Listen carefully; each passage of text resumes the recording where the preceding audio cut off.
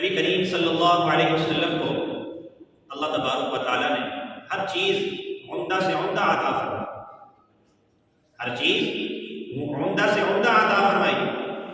اور جو آپ کو اللہ نے شاگرد عطا فرمائے، اللہ نے آپ کو جو شاگرد عطا فرمائے جن کو صحابہ اکرام کہا جاتا ہے، وہ ایسے شاگرد ہیں کہ دنیا اس کی مثال پیش کرنے سے قاصر ہے۔ ایسی جماعت، ایسے شاگرد کسی اور کو اللہ نے عطا نہیں فرمایا۔ بہت ہی اونچے مقام، اونچے درجے کے شاگرد تھے، صحابہ تھے، قربانیاں دینے والے تھے، اور ہر شاگرد ایک بے مثال خوشبو کی مانی، اور ہر شاگرد ایک بہترین صراط مستقیم کی شاہراہ ہے، اور ہر شاگرد چمکتا دمکتا ستارہ ہے۔ اسی وجہ سے حضور علیہ السلام نے ایک موقع میں ارشاد فرمایا، انما اصحابی کالنجوم فبأیہم اقتدیتم اہتدیتم، کہ بے شک میرے تمام صحابہ کالنجوم، یہ ستاروں کی مانند ہیں، فبأیہم اقتدیتم اہتدیتم، جس کا بھی دامن پکڑ لو گے کامیاب ہو جاؤ، ہدایت پا جاؤ، جس کی بھی اقتداء اتباع کرو گے، کسی بھی صحابی کے پیچھے چلو گے تم ہدایت پا جاؤ گے، کامیابی کا راستہ تھام لو گے۔ اور اللہ تبارک و تعالیٰ نے انہی شاگردوں کے بارے میں، انہی صحابہ اکرام رضوان اللہ تعالی علیہم اجمعین، ان کے ایمان کو بعد میں آنے والے قیامت تک ہر انسان کے لیے معیار بنا دیا کہ ایمان ایسے لے کے آؤ جیسے یہ صحابہ اکرام لے کے آئے۔ قرآن میں سورۃ البقرہ میں اللہ فرماتے ہیں فَإِنْ آمَنُوا بِمِثْلِ مَا آمَنْتُمْ بِهِ فَقَدِ اهْتَدَوْا، کہ ایمان لے کے آؤ ایسا جیسا کہ یہ جماعت ایمان لے کے آئے۔ صحابہ اکرام کے ایمان کو اللہ نے بعد میں آنے والے ہر انسان کے لیے معیار بنا دیا کہ وہ ایمان قابل قبول ہوگا جو صحابہ اکرام جیسا ایمان ہو۔ تو انہی صحابہ اکرام میں تمام انبیاء کے بعد خلفائے ثلاثہ حضرت ابوبکر، حضرت عمر، حضرت عثمان رضی اللہ عنہم کے بعد جن کا سب سے اونچا مقام ہے، سب سے بلند رتبہ ہے، میری مراد دماد پیغمبر، امیر المؤمنین، خلیفہ چہارم حضرت سیدنا علی کرم اللہ وجہہ ہیں۔ آج مجھے ان کی علمی شخصیت اور ان کی فضیلت، ان کے مقام اور رتبے کے حوالے سے اس مختصر سے وقت میں کچھ گزارشات رکھی ہیں۔ حضرت علی رضی اللہ تعالی عنہ شروع ہی سے نبی کریم صلی اللہ علیہ وسلم کی تربیت میں رہے، آپ کی صحبت میں رہے، آپ کے پاس ہی رہے۔ آپ کے چچا حضرت ابو طالب، حضرت علی رضی اللہ تعالیٰ عنہ کے جو والد تھے، اولاد زیادہ تھی، غربت تھی، تو حضرت عباس نے نبی کریم صلی اللہ علیہ وسلم سے عرض کی کہ ان کی اولاد میں سے کچھ کو ہم اپنے اپنے پاس رکھ لیتے ہیں۔ تو حضرت ابو طالب کو جا کر کہا، تو انہوں نے کہا کہ میرے پاس عقیل کو رہنے دو، باقی جسے چاہو آپ اپنی کفالت میں رکھ سکتے ہیں۔ نبی کریم صلی اللہ علیہ وسلم حضرت علی کو اپنے پاس لے آئے، حضرت علی کو اپنے پاس لے آئے، اور حضرت علی رضی اللہ تعالیٰ عنہ نے جو تربیت پائی ہے، جو صحبت پائی ہے، تربیت جو حاصل کی ہے، جہاں بچپن گزرا ہے نبی کریم صلی اللہ علیہ وسلم کے گھر میں گزرا ہے، آپ کے گھر میں گزرا ہے۔ جب حضرت خدیجہ رضی اللہ عنہ ایمان لے کے آئیں، دوسرے نمبر میں ایمان لے کر آنے والے حضرت امیر المؤمنین حضرت علی کرم اللہ وجہہ، یہ ایمان لے کے آئے۔ بچوں میں 10 سال کی عمر تھی، نبی کریم صلی اللہ علیہ وسلم نے سچے دل سے ایمان لیا۔ جب آپ نے کوہ صفا پہ اعلان کیا اپنے رشتہ داروں کو اکٹھا کر کے، آپ نے اعلان کیا کہ میرے رشتہ داروں میں کون میرا مددگار ہوگا؟ حضرت علی رضی اللہ تعالیٰ عنہ کھڑے ہوئے، اور آپ کو اشوب چشم، آنکھوں سے پانی نکلنے کی بیماری تھی۔ آپ کھڑے ہوئے، اپنا ہاتھ کھڑا کیا کہ میں اشوب چشم کی بیماری میں اگرچہ مبتلا ہوں، کمزور ہوں، میری پنڈلیاں پتلی پتلی ہیں، میں اللہ کے رسول کی مدد کے لیے ہر وقت تیار ہوں۔ آپ نے فرمایا بیٹھ۔ آپ نے دوسری مرتبہ پھر اعلان کیا اپنے رشتہ داروں کو اکٹھا کر کے دوسری مرتبہ اعلان کیا کہ کون میرے لیے مددگار ثابت ہوگا، میرے خاندان میں میری کون مدد کرے گا؟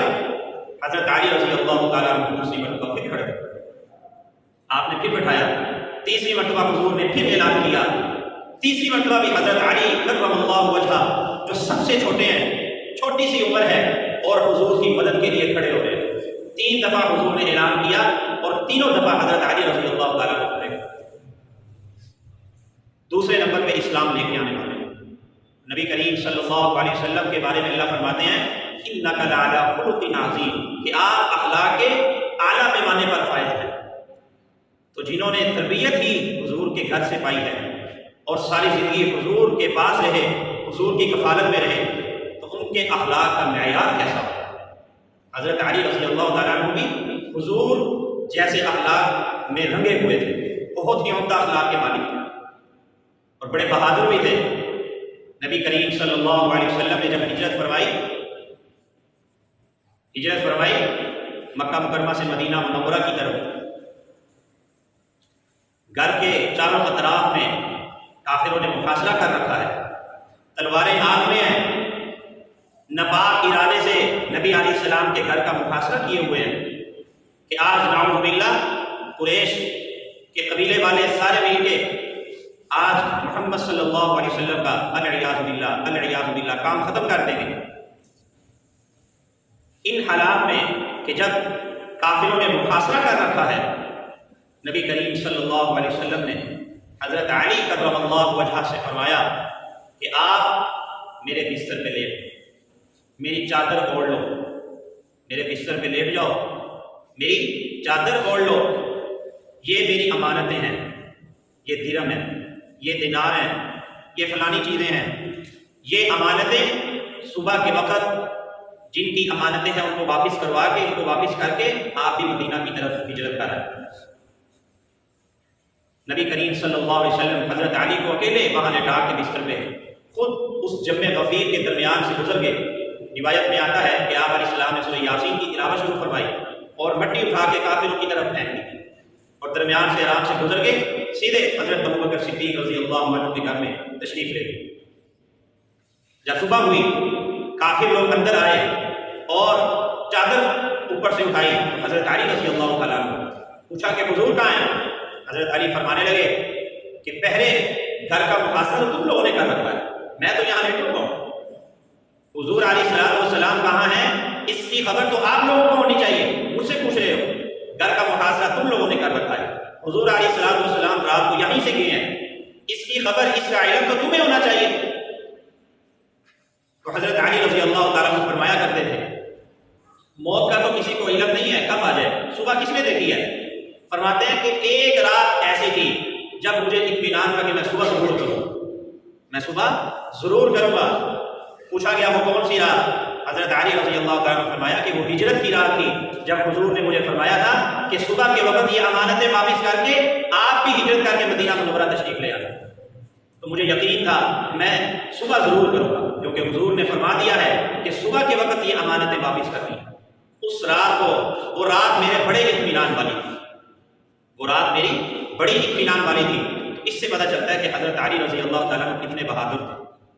اور پھر جتنی جنگیں ہوئی ہیں، غزوہ بدر، غزوہ احد، خندق، غزوہ خیبر، تمام جنگوں میں، غزوات میں حضرت علی رضی اللہ تعالیٰ عنہ ساتھ ساتھ رہے، سوائے غزوہ تبوک کے۔ غزوہ بدر کے موقع پہ سب سے پہلے جو مسلمانوں کی طرف سے نکلے حضرت علی، حضرت حمزہ اور حضرت عبیدہ رضی اللہ عنہ تھے۔ یہ کفر اور اسلام کی سب سے پہلی جنگ تھی۔ جب ادھر سے عتبہ بن ربیعہ اور اس کا بھائی شیبہ بن ربیعہ اور اس کا بیٹا ولید بن عتبہ نکلے، بڑے جنگجو تھے، انہوں نے اعلان کیا حل من مبارز، کون ہے ہمارے مد مقابل میں آنے والا، ہمارا مقابلہ کرنے والا؟ نبی کریم صلی اللہ علیہ وسلم نے اپنے خاندان میں سے حضرت علی کو بھیجا جو آپ کے چچا زاد بھائی ہیں، حضرت حمزہ کو بھیجا جو آپ کے چچا ہیں، کہ آپ نکلو سب سے پہلے،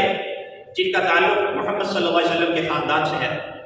امت کو بھی سبق دینا چاہتے ہیں کہ پہلے اپنے سے قربانیاں شروع کریں۔ حضرت علی اور حضرت حمزہ نے ایک ہی بار سے اپنے مد مقابل کو واصل جہنم کر دیا، اور انہی کے بارے میں اللہ رب العزت نے قرآن پاک میں یہ آیات نازل فرمائی، ھذان خصمان اختصموا فی ربہم فالذین کفروا قطعت لہم ثیاب من نار۔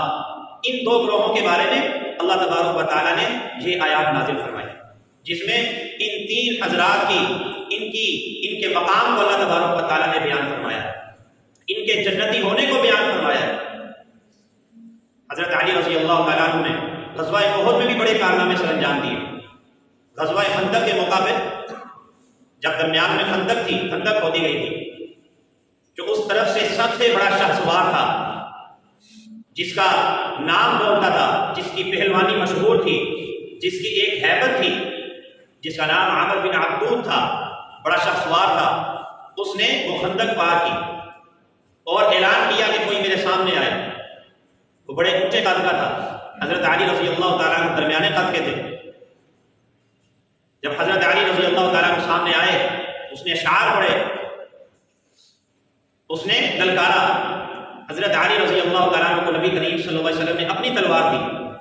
تلوار دی اور فرمایا کہ جا کر اس کے ساتھ لڑو۔ حضرت علی رضی اللہ تعالیٰ عنہ نے اس کے ساتھ لڑائی کی اور ایک ہی بار میں اس کو واصل جہنم کر دیا، ایک ہی بار میں۔ اور اسی طریقے سے غزوہ خیبر کے موقع پہ بھی اس میں جو سب سے بڑا شخصوار تھا، جس کا نام مرحب تھا، حضرت علی رضی اللہ تعالیٰ عنہ نے اس کو قتل کیا۔ جب وہ مد مقابل آیا، اس نے اشعار پڑھے، قد علمت خیبر انی مرحب شاہ الصلاح بطل مجرب۔ اس نے یہ اشعار پڑھے کہ پورا خیبر جانتا ہے انی مرحب، کہ میرا نام مرحب ہے، شاہ الصلاح، اسلحے سے میں مسلح ہوں، باطل اور بڑا تجربہ کار ہوں اور بڑا بہادر ہوں۔ اس نے اپنی تعریف میں یہ شعار بولے۔ حضرت علی رضی اللہ تعالیٰ عنہ نے فی البدیع اس کے جواب میں فرمایا، انا الذی سمتنی امی حیدر،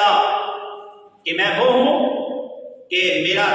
میری ماں نے میرا نام حیدر رکھا ہے، شیر رکھا ہے۔ حیدر مانا شیر، کہ میری ماں نے میرا نام حیدر رکھا ہے۔ کلیس غابات، ایسے جیسے کھچار کے شیر کی طرح، کریہ المنظری، جو ہیبت ناک ہے، کہ جو حملہ کرنے والا شیر ہے چھپ کے بیٹھا ہو، کریہ المنظری، اور وہ بڑا ہیبت ناک ہوتا ہے۔ حضرت علی رضی اللہ تعالیٰ عنہ نے یہ اشعار پڑھے اور آگے بڑھے۔ پہلے اس کو کہا کہ تو پہلے وار کر، کہیں یہ نہ بعد میں کہنا کہ پہلے وار آپ نے کیا تھا۔ حضرت علی نے فرمایا پہلے تو وار کر۔ مرحب نے وار کیا۔ حضرت علی رضی اللہ تعالیٰ نے بڑی بہادری سے اس کے وار کا مقابلہ کیا۔ حضرت علی رضی اللہ تعالیٰ عنہ کی اب باری تھی۔ حضرت علی رضی اللہ تعالیٰ عنہ نے ایسے زور سے وار کیا کہ اس نے خود کی لڑی پہنی ہوئی تھی، ٹوپی پہنی تھی، اس کو چیرتے ہوئے اس کے جسم کے 2 ٹکڑے کر دیے۔ اتنی طاقت سے حضرت علی رضی اللہ تعالیٰ نے اس پہ حملہ کیا اور ایک ہی وار سے اس کے جسم کے 2 ٹکڑے کر دیے۔ بڑے بہادر تھے، بہادر بھی بہت زیادہ تھے، صاحب بھی بہت زیادہ تھے، اللہ کی طرف رجوع کرنے والے۔ روایات میں آتا ہے کہ جب نماز کا وقت ہوتا تھا، وقت مختصر ہے، حضرت علی رضی اللہ تعالیٰ عنہ کے جو فضائل ہیں، آپ کا جو علمی مقام ہے،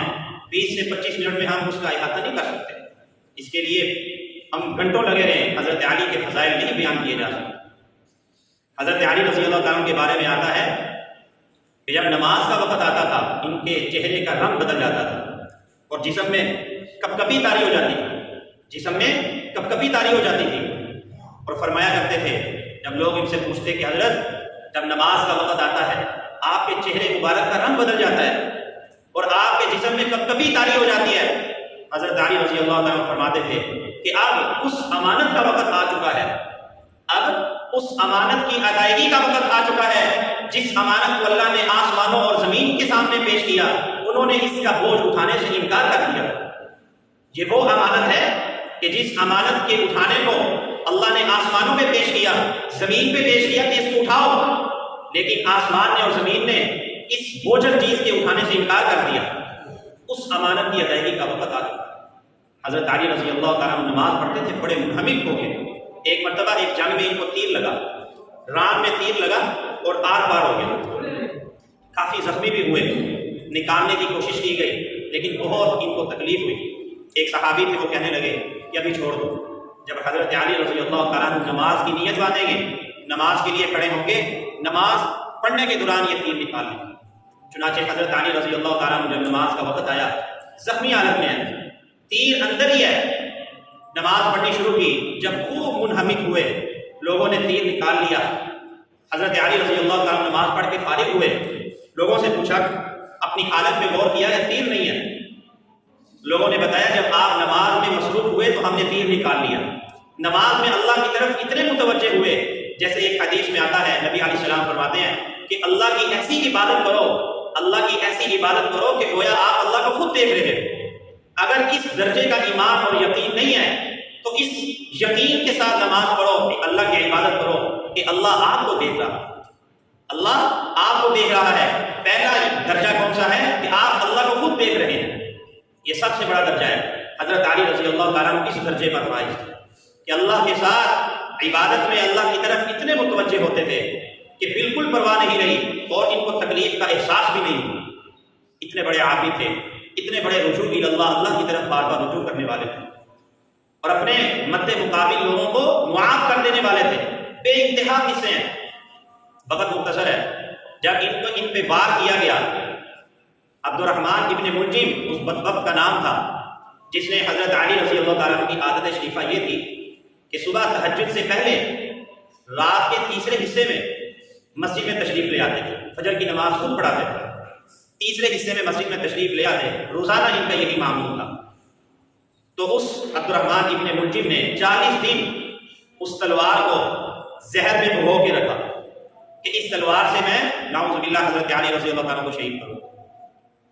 40 دن اس زہریلی تلوار، 40 دن کے بعد جب حضرت علی رضی اللہ تعالیٰ عنہ جس راستے سے گزرتے تھے تاک میں بیٹھ گیا، حضرت علی کا وہاں سے گزر ہوا تو اس نے حملہ کیا، بڑا گہرا زخم آیا۔ تو جب صحابہ اکرام ان کی عادت تھی تہجد کی نماز پڑھنے کی، تو انہوں نے اس کو پکڑ لیا، اس پر بھی حملہ کیا۔ حضرت علی رضی اللہ تعالیٰ عنہ کے سامنے جب اس کو پیش کیا گیا، پانی کا پیالہ حضرت علی رضی اللہ تعالیٰ عنہ کے لیے جب لایا گیا، آپ نے فرمایا پہلے اسے پلاؤ، پہلے اس کو پلاؤ جس نے مجھے قتل کرنے کی، شہید کرنے کی کوشش کی تھی، اب یہ بھی زخمی ہے، پہلے اس کو پلاؤ۔ پھر اپنے بیٹوں کو بلایا، حضرت حسن اور حضرت حسین رضی اللہ عنہما کو بلایا، فرمایا کہ دیکھو اگر میں اس سے ایک ہی بار سے شہید ہو جاتا ہوں، اس کے ایک ہی بار سے شہید ہو جاتا ہوں تو میرے بدلے میں قصاصاً صرف اسی کو قتل کرنا ہے، کسی اور کو قتل نہیں کرنا، اور صرف ایک ہی بار سے قتل کرنا ہے، اور اس کو قتل کرنے کے بعد اس کا مسئلہ نہیں کرنا، اس کے جسم کے ٹکڑے ٹکڑے نہیں کرنے، ایک ہی بار سے قتل کریں۔ یہ ہے عدل اور انصاف۔ حضرت علی رضی اللہ تعالیٰ عنہ، نبی علیہ السلام نے ان کی شان میں بڑی احادیث ارشاد فرمائی ہیں، روایات میں آتا ہے سب سے زیادہ فضائل حضرت علی رضی اللہ تعالیٰ عنہ کے ہیں۔ غزوہ تبوک کے موقع پر جب نبی کریم صلی اللہ علیہ وسلم نے فرمایا کہ آپ مدینہ منورہ ہی میں رہیں گے، آپ یہی میرے قائم مقام میں میرے جانشین ہیں، حضرت علی رضی اللہ تعالیٰ عنہ عرض کرنے لگے یا رسول اللہ، آپ عورتوں اور بچوں میں مجھے چھوڑ کے جا رہے ہیں، میری دلی خواہش ہے میں بھی آپ کے ساتھ جنگ میں شریک ہو جاؤں، لڑائی میں شریک ہوں۔ آپ نے فرمایا اے علی کیا آپ اس سے خوش نہیں؟ انت منی بمنزلۃ ہارون من موسیٰ، کہ آپ کی نسبت میری طرف سے ایسی ہو جیسے حضرت ہارون کی نسبت حضرت موسیٰ کی طرف سے ہے،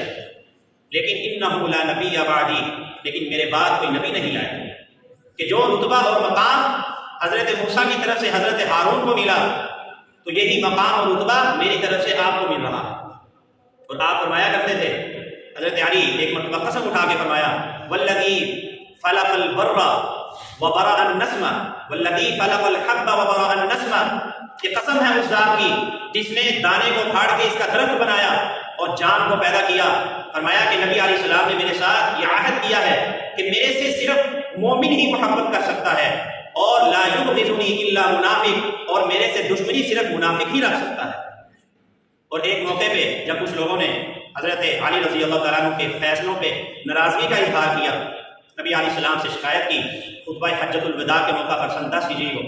تو غدیر خم کے موقع پہ آپ علیہ السلام نے ارشاد فرمایا حضرت علی رضی اللہ تعالیٰ عنہ کا ہاتھ پکڑ کے من کنت مولاہ فہذا علی مولاہ، پھر آپ نے دعا فرمائی اللہم والی من والا وعادی من عادا، آپ نے حضرت علی کا ہاتھ پکڑا، آپ نے فرمایا تمام صحابہ اکرام کو مخاطب کرتے ہوئے من کنت مولاہ، کہ جس کا میں دوست ہوں، فعلی مولاہ، تو علی بھی اس کا دوست ہے، پھر آپ نے اللہ کی طرف ہاتھ اٹھاتے ہوئے دعا فرمائی، اللہم والی من والا، اے اللہ جس کو علی دوست رکھتا ہے آپ بھی اسے دوست رکھیے،